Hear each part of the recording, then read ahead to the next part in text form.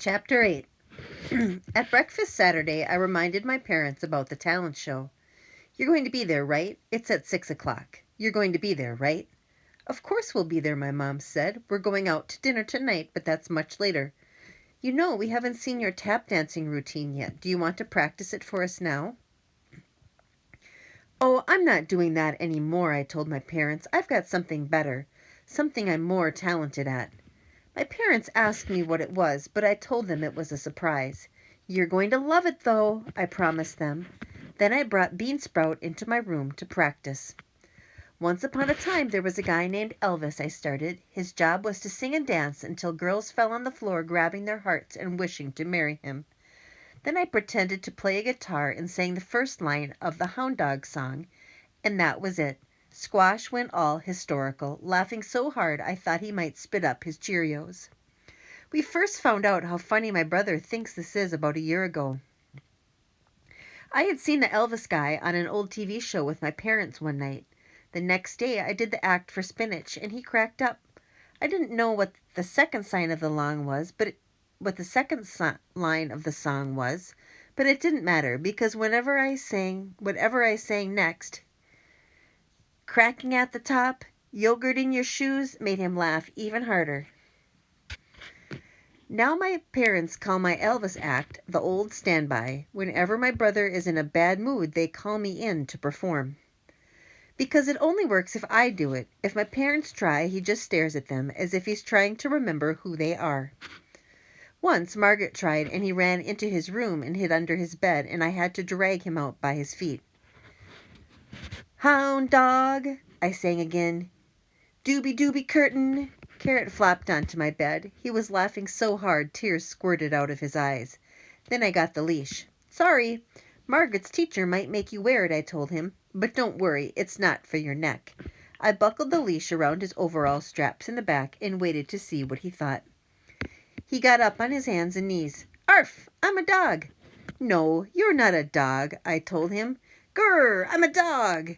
And then I saw what a wonderful idea that was. "Okay, fine, you're a dog. Just remember that tonight you're a dog who thinks Elvis is funny." We practiced with the leash on for a while, and that went great. Then, while Potato had his nap, I practiced saying, "My act is called Elvis and the Laughing Dog," and that went great too.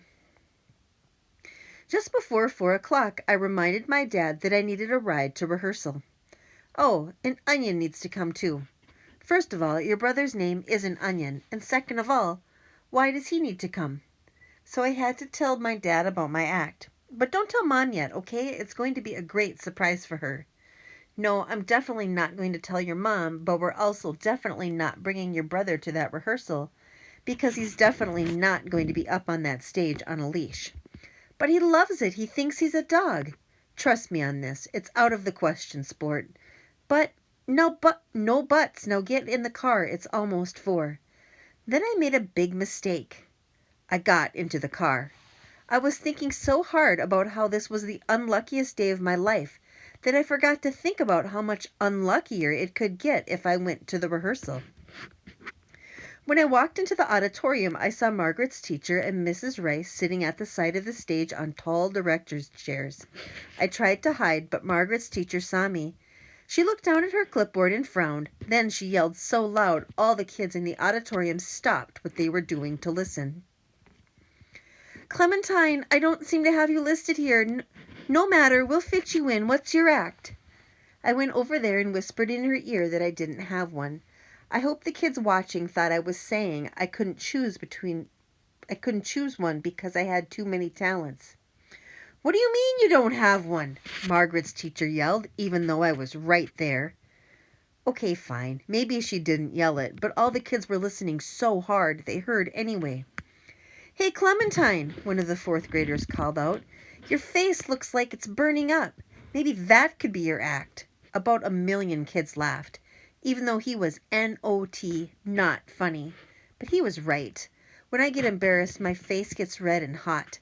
So I didn't yell anything back to him. I just stood there with my red, hot face hanging down. Mrs. Rice called me over. "Come sit beside me, Clementine," she said. "You can keep me company during the rehearsal." So I had to sit in between Mrs. Rice and Margaret's teacher right there at the side of the stage, where all the kids could see me and know that I had no talents. The first act was called A Dozen Doozy Cartwheelers. 12 kids lined up, 6 on each side of the stage. Wait! I yelled. I ran into the gym and dragged a tumbling mat back into the auditorium. I placed it on the floor in front of the stage. Then I got some of the dozen doozies to help me. Pretty soon we had all the mats piled up. Margaret's teacher was glaring at me. She tapped her watch. They're going over, I explained. No matter how they start off aiming, some of them are going over.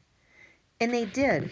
At least half a dozen of the doozies went flying off the stage and right onto the mats. As soon as we got those kids back up and checked them for broken bones, I saw something else with my amazing corner eyes. Talent Palooza, Night of the Stars. Stop! I yelled. Then I ran over and grabbed a handful of saltines from one of the third graders just before they went into his mouth. You're up next, I reminded him, and you're whistling Yankee Doodle Dandy. No crackers. When I got back, Margaret's teacher gave me a look that said she was going to remember all this nonsense when I got into her grade. But Mrs. Rice gave me a thumbs up. Thank you, Clementine, she said. Those crackers could have been a problem. And you will not believe what happened next. Margaret's teacher apologized. I'm sorry, she said. I'm a little antsy tonight. She wanted to stick around to hear about I wanted to stick around to hear about why she was antsy. But just then I noticed that the super duper hula hoopers had been hula hooping for a while. I went over and asked them how long they were planning to go on. The girl on the right said, I once went for 5 hours and 13 minutes.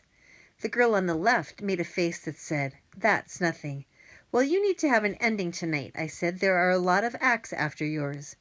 I borrowed the Jump Roopers CD player and explained about how they could hula hoop to the music, and then S-T-O-P, stop, when it was over. And I didn't even get to sit down again for the rest of the afternoon because everybody needed my help for something.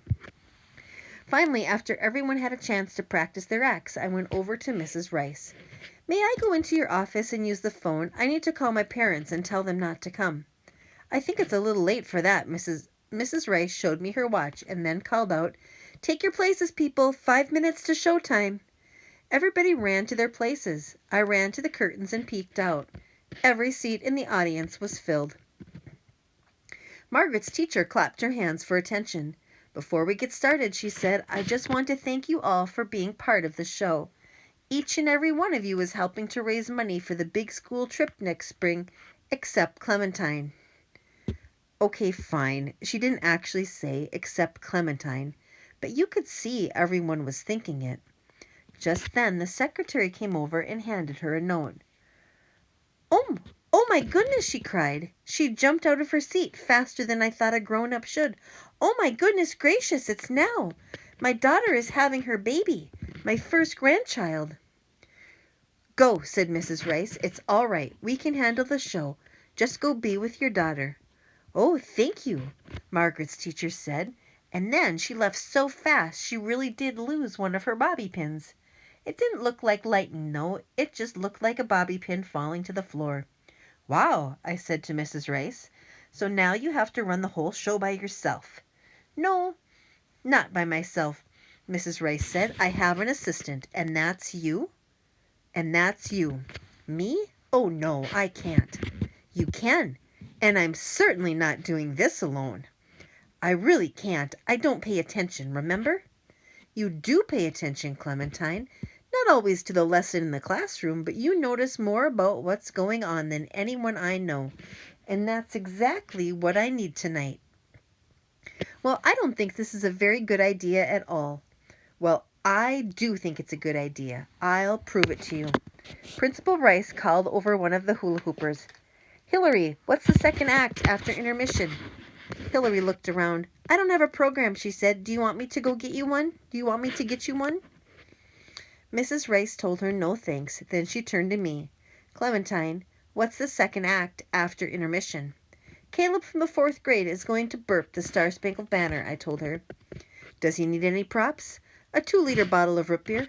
How long will it take? 41 seconds. 48 if he has to stop to drink extra soda at the rocket's red glare part. I rest my case, Principal Rice said. She pointed a no-buts finger at the empty director's chair. When a principal orders you to do something, it is impossible to refuse. Some part of you always gives in. So I climbed into the chair.